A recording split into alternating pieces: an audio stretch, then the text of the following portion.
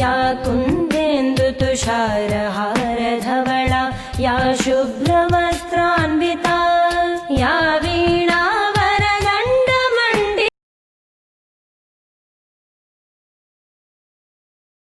Hello my dear students, good morning. I am Shashi Prabha Mishra. I will teach you social science.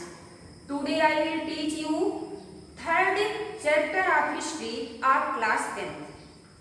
Chapter name is The Rise of Nationalism in India. बच्चों, आज हम आप लोगों को class 10th के इतिहास का history का तीसरा लेसन पढ़ाएंगे और लेसन का नाम है the rise of nationalism in India. Bharat में राष्ट्रवाद का उदय। राइज मीन्स होता है उदय, नेशनलिज्म माने होता है राष्ट्रवाद। तो बच्चों, इसको पढ़ाने से पहले थोड़ा सा आप लोगों को हम इंट्रोडक्शन दे दें कि नेशनलिज्म मीन्स क्या होता है और इसका उदय कैसे होता है। इसको जानने के पहले हमें जानेंगे कि पहले क्या होता था कि देश में यानी किसी भी जगह पे छोटे छोटे राज्य होते थे, राजा वहाँ पे राज करते थे और उनका जो साम्राज्य का विस्तार होता था वो लिमिट होता था। लेकिन बाद में क्या हुआ, जब लोगों के अंदर देश प्रेम के प्रति भावना पनपी तो उनको ये आवश्यकता महसूस हुई कि हम एक ऐसे राष्ट्र का निर्माण करें जहां हमारा खुद का देश हो, हमारा खुद का नेशनल सिंबल हो और हम एक देश के नागरिक बन करके रहें। उदाहरण के तौर पर फॉर एग्जाम्पल हम ले सकते हैं जैसे India, south Africa and Vietnam. बच्चों, इंडिया में भी अंग्रेजों का शासन था, उपनिवेश था यानी कॉलोनिज्म था। साउथ अफ्रीका में भी फ्रेंच थे और इंग्लिश ब्रिटिश थे और वियतनाम में भी फ्रेंच थे। तो बाद में क्या हुआ कि जब वहाँ पे कॉलोनिज्म का शासन था, कॉलोनियल रूल था, तो उससे जो है बहुत ज़्यादा लोग परेशान हुए और उससे छुटकारा पाने के लिए अपने आप को पूरी तरह से तैयार किए, अपने अंदर देश के प्रति प्रेम की भावना को उत्पन्न किए और इस प्रकार से उनके अंदर राष्ट्रवाद का उदय हुआ। तो इस चीज को पढ़ाने से पहले बच्चों हम आप लोगों को नेशन स्टेट के बारे में बताएंगे कि इसकी डिफिनीशन क्या होती है। बच्चों, नेशन स्टेट की डिफिनीशन होती है एक ऐसा रीजन, एक ऐसा क्षेत्र जहाँ पे उसके नागरिक अधिक संख्या में नागरिक रहते हों और उनके नागरिकों के मध्य में जो आम नागरिक हो उनके मध्य में एक ऐसी विचारधारा का उदय हो, यानी एक ऐसी विचारधारा हो जिनके मन में अपने देश के प्रति प्रेम हो और उस देश के प्रति प्रेम हो जहां उनका एक नेशनल सिंबल हो, राष्ट्रीय प्रतीक हो, जिसके लिए वो गौरव महसूस करे। तो इसकी परिभाषा देखिए बच्चों, द रीजन नेशन स्टेट की the region in which the majority of citizens came to develop their sense of common identity and shared history। एक ऐसा क्षेत्र जहाँ पे उसके अधिकांश नागरिक रहते हो और उन नागरिकों के मध्य में अपना एक कॉमन जो है आइडेंटिटी हो एंड शेयर्ड हिस्ट्री, और वह क्या करें अपने देश के प्रति उनका प्रेम हो, उनका डिवोशन हो इत्यादि हो। अब इसके बाद हमें जानेंगे, क्योंकि हम चैप्टर के हिसाब से ही पढ़ाएंगे आप लोगों को, कि द राइज ऑफ नेशनलिज्म। अब नेशनलिज्म के बारे में बताएंगे कि नेशनलिज्म किसे कहा जाता है। नेशनलिज्म माने होता है राष्ट्रवाद। Nationalism is the devotion, love and patriotic feelings for their own country. राष्ट्रवाद जिसे कहा जाता है अपने देश के प्रति जो समर्पण होता है, व्यक्ति का खुद का जो समर्पण होता है, जो प्रेम होता है, उसी को जो है राष्ट्रवाद कहा जाता है। बच्चों, इस लेसन में हमें पढ़ेंगे कि भारत में राष्ट्रवाद का उदय कैसे हुआ। भारत में राष्ट्रवाद के उदय का प्रमुख कारण था कि यहाँ पे अंग्रेजों का शासन था।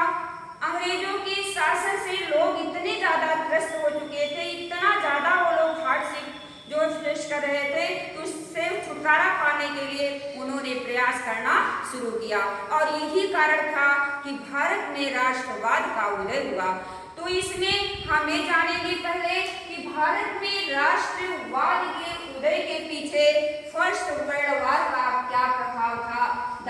Effects of first world war on India, यानी प्रथम विश्व युद्ध का भारत पर क्या प्रभाव पड़ा।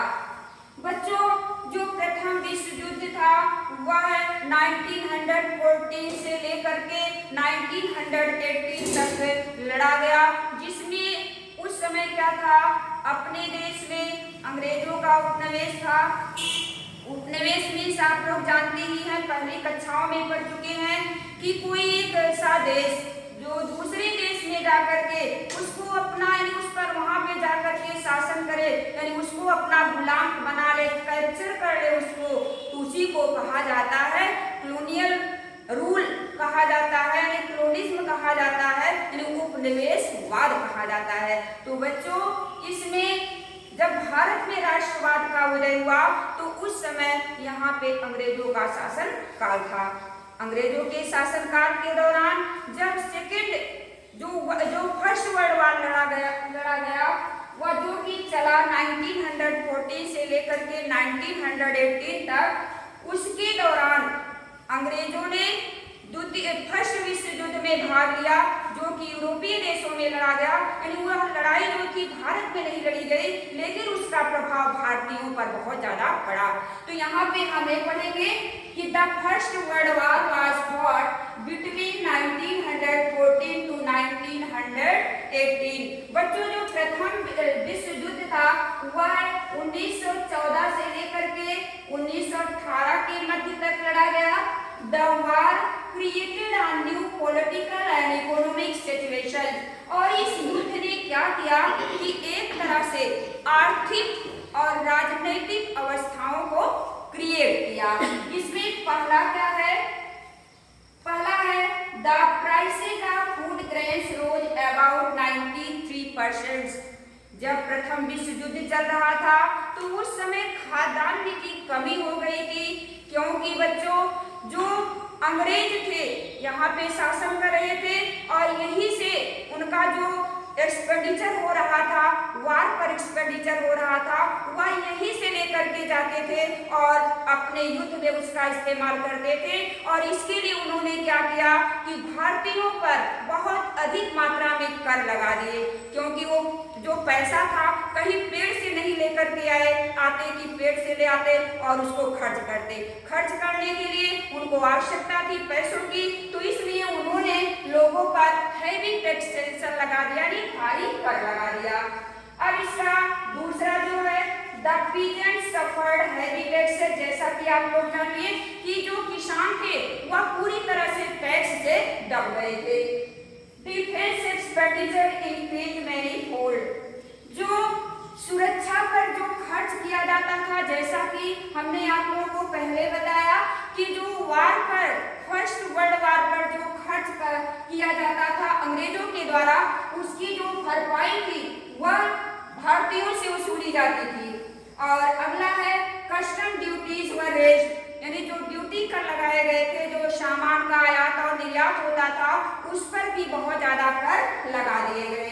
Crops failed in many parts of India, और एक प्राकृतिक आपदा थी, यानी नेचुरल फिनोमेना थी, उस समय घटित हुई। उसके द्वारा क्या हुआ कि वो अकाल पड़ा, तमाम तरफ फ्लड आए, और इस सब के कारण जो यहाँ पे क्रॉप्स का जो प्रोडक्शन होता था वह बहुत ज्यादा प्रभावित हुआ, और इसका सामना यहाँ के भारतीयों ने किया। तो बच्चों, हम ये जानेंगे कि the effects of first world war on India, यानी प्रथम विश्व युद्ध का भारत पर क्या प्रभाव पड़ा। यह युद्ध 1914 से लेकर के 1918 तक लड़ा गया, और इसमें जो डिफेंस पर जो खर्च किया गया अंग्रेजों के द्वारा वह भारतीयों से वसूला गया, कर के रूप में वसूला गया। और उसी समय क्या हुआ कि जो यहाँ की जनसंख्या थी वह लगभग डबल हो गई, और जनसंख्या डबल होने की वजह से जो फूड ग्रेन्स की आवश्यकता थी वह भी बढ़ गई, और जो फूड ग्रेन्स होते थे उसके जो प्राइसेस थे उसका भी मूल्य बहुत, यानी वह भी बहुत ज्यादा महंगे हो गए थे। और इसमें बहुत ज्यादा जो लैंडलॉर्ड्स होते थे या पीजेंट्स होते थे वह बहुत ज्यादा सफर कर रहे थे, क्योंकि जो लैंडलॉर्ड्स होते थे यानी जो जमींदार होते थे उनको ज़्यादा टैक्स देना पड़ता था और जो पीजेंट्स होते थे वह जमींदार से दबे हुए थे, जमींदार जबरन उनसे वसूल करते थे और वह अंग्रेजों को चुकता करते थे। और जो डिफेंस एक्सपेंडिचर था, जैसा कि अस्त्र शस्त्र के लिए आवश्यकता थी या सैन्य के लिए सैन्य बल की आवश्यकता थी, उसमें जो खर्च किया जाता था वह भी भारतीयों से ही वसूला जाता था। और एक चीज और हुआ बच्चों उस दौरान कि जब प्रथम विश्व युद्ध चल रहा था तो उस समय भारतीयों को जबरदस्ती जो है फोर्स में शामिल होने के लिए, उसमें सम्मिलित होने के लिए बाध्य किया गया, क्योंकि उस समय जो भारतीय थे उनके मन में इच्छा नहीं थी, ये नहीं था कि बहादुर नहीं थे, बहुत ब्रेव थे, लेकिन ब्रेव का मतलब ये नहीं था वो अनमने ढंग से अगर फौज में भर्ती होते थे तो बिना चाहते हुए भर्ती होते थे, क्योंकि उनको ये लगता था कि इसका हमको क्या फायदा होगा, और इसी सब चीजों को लेकर के वह अनमने ढंग से उस फौज में भर्ती होते थे। तो बच्चों जब ये सब कठिनाइयां भारतीयों के सामने आई तो उनके मन में ये जिज्ञासा उत्पन्न हुई, क्यों ना हम इन अंग्रेजों से मुक्ति पालें और हमारा खुद का एक राष्ट्र हो, हम ऐसे राष्ट्र के अंतर्गत रहें जहां हमारा खुद का सिंबल हो और हम स्वतंत्रता पूर्वक अपना जीवन यापन कर सके। तो बच्चों आज आप लोगों ने जाना नेशन स्टेट के बारे में, यानी नेशन स्टेट किसे कहा जाता है, एक ऐसा क्षेत्र है जहाँ पे अधिकांश संख्या में लोग रहते हों और उनके मन में एक कॉमन आइडेंटिटी हो और उनके अंदर देश के प्रति प्रेम हो और उनका खुद का एक सिंबल हो। और दूसरी चीज आप लोगों ने जाना नेशनलिज्म के बारे में, राष्ट्रवाद के बारे में। Nationalism is the devotion, love and patriotic feelings for their own country. राष्ट्रवाद उसे कहा जाता है कि जो अपने देश के प्रति समर्पण रखे, प्रेम रखे और उनके प्रति देशभक्ति की भावना अपने देश के प्रति हो। और अगला है the effects of first world war on India, यानी प्रथम विश्व युद्ध का भारत पर क्या प्रभाव पड़ा। इसके अंतर्गत आप लोगों ने जाना कि उस समय जो भारत की जनसंख्या थी वह दुगनी हो गई, फूड ग्रेन की समस्या हुई और फूड ग्रेन का जो प्राइसेस होता था वह 93% से बढ़ गया।